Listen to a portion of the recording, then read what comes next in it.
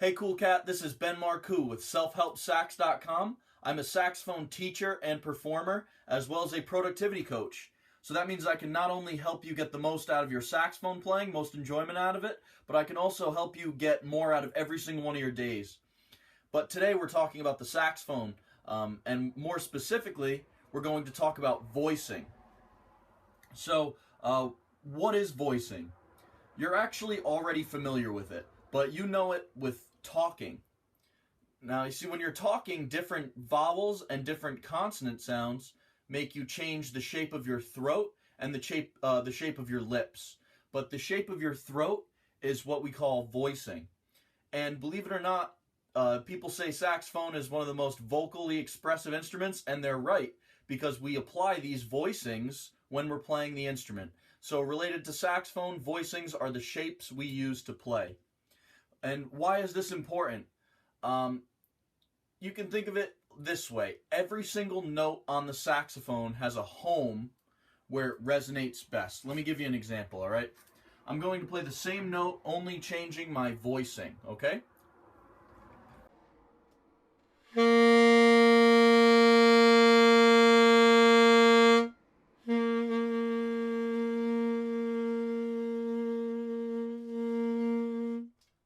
Big difference, right? So that was me, same everything. I put the same amount of air through the instrument. I was doing everything the same, except I changed the shape of my throat.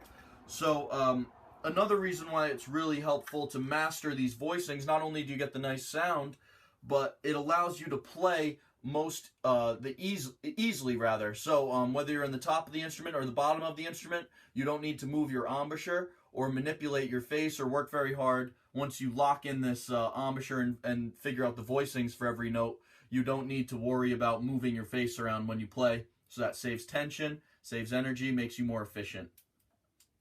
And now we're going to get into how you practice or start getting used to applying voicings to the saxophone. But I want to start with a warning. We're messing with your vocal cords. We're practicing with your vocal cords. And the tendency is going to be to, since you're changing the shapes around and messing with them and thinking about them, the tendency is going to be to have some tension and stress in your throat. I want to stress two things to you. That's a little bit of a pun, but I want to stress two things to you right now. First, tension is bad. We don't want it. Second, never, ever should you feel pain. If you feel pain, stop immediately, okay? That's very important. But since we got that out of the way, let's get into it. This is a little bit hard to teach and learn because it's going on inside your mouth. Obviously, you can't see what's going on in there, so we're kind of just relying on feel. So the best I can do is give you guidelines, and here they are. The low range of the instrument is going to be an ah type voicing, like you're yawning or saying ah at the doctor's. Middle range, low is from B flat, low B flat to G without the octave key. From G without the octave key, I'll play them actually. From low B flat, that's low register, that's kind of an ah.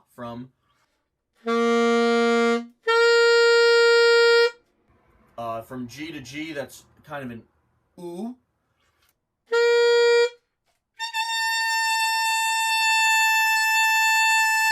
From G and up, however high you want to go, is an E voicing. So if I can only show you guidelines, how do you figure these out? Well, first off, now you know kind of the right direction. You're kind of pointed in the right direction. But now you just have to mess with it. And the best ways to do this are to play really, really slow. So not even with a metronome slow. I'm just saying really slow, eyes closed, long tones, until you feel the note resonate the most. And this is what I mean by that. So I'm going to take this G, and I'm going to try to find the home base for this G. And I kind of know where it is already, but I'm going to mess with it. So here we go.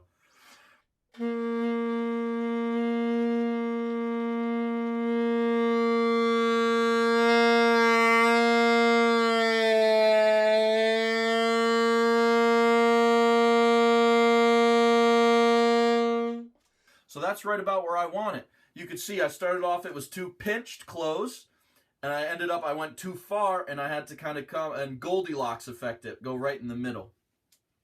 So other ways that you can figure this out is you can play intervals. Once you play the long tones and you start to get a little bit more comfortable, really with that, the next level of this is playing intervals, tongued or articulated.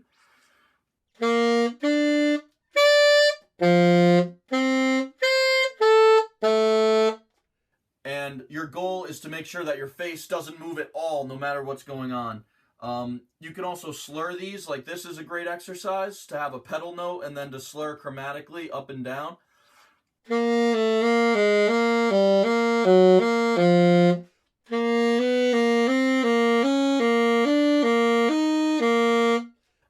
And that's good because that makes you pay attention to your air and change your voicing a little faster. You can also do triads. And I forgot to mention this earlier. If you want a jazzy little hack to add that big fat resonant sound, for me, I think of Cannonball Adderley on alto. Not exactly sure who on tenor right now. Sorry. But on alto, that big fat happy cannonball sound comes with haw. Or when you're in the different ranges, you add like an H in front of all those notes, all those voicings rather. And I'm pretty sure that what happens is when you go haw, you're producing warm air, and warm air actually leads to a more resonant, warm sound. Not entirely sure on that. That's just some conjecture. And the last thing I want to talk about today is overtones. Let me just make sure I got everything. Oh, I actually missed something. So what I want you to do right now is, remember I said that it's ah, e, o. So ah is low, o is middle, e is high. Just start singing. I want you to go as low as you can with an ah voicing and an e voicing and see which one goes lower. Then I want you to go as high as you can with an ah and an e. And I think you're going to see something interesting. So remember, ah is low, voicing on saxophone, e is high. Let's figure out why. So, ah, e,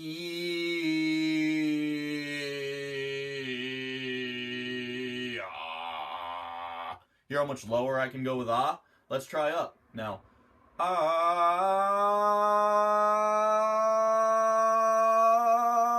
e. As you can hear, I sound like an animal getting killed, but you get my point. So now you kind of understand what's going on. The E is making it a little tighter, ah is a little more relaxed. So sorry for giving that to you in a weird order. But now here's the last thing. I want to talk about how to start playing overtones. You've done it by accident when you've been trying to play a scale.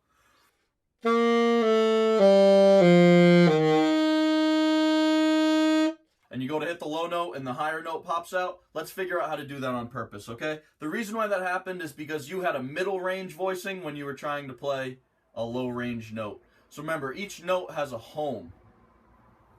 And also remember that you can't be scared of your air. But go back and watch that video. I don't want to rant about that right now. Don't be scared of your air during any of these exercises. Think of your voicing as the shape, but your air is like the force actually creating the sound. So that's very important to remember. So here's what you're going to do. You need to know there's two parts of the overtone that you have to understand, that I understand. You've got the fundamental, which is the low note.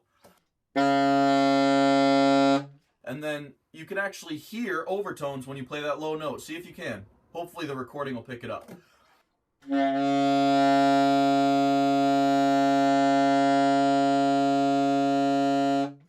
You can actually hear how it's got different partials.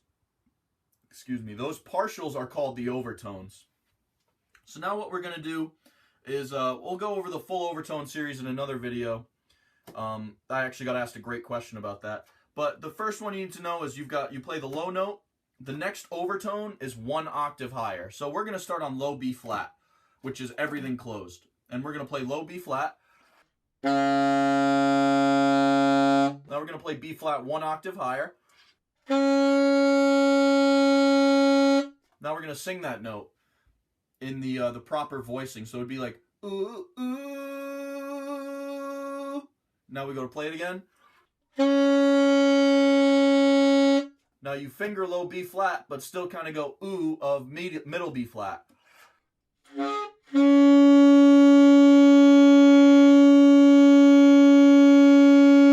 as you can hear, I missed there, and I'll tell you why. The most important thing you can do when practicing overtones, again, we'll cover this in more detail, but hear the note first. That's why we play it first. Ooh.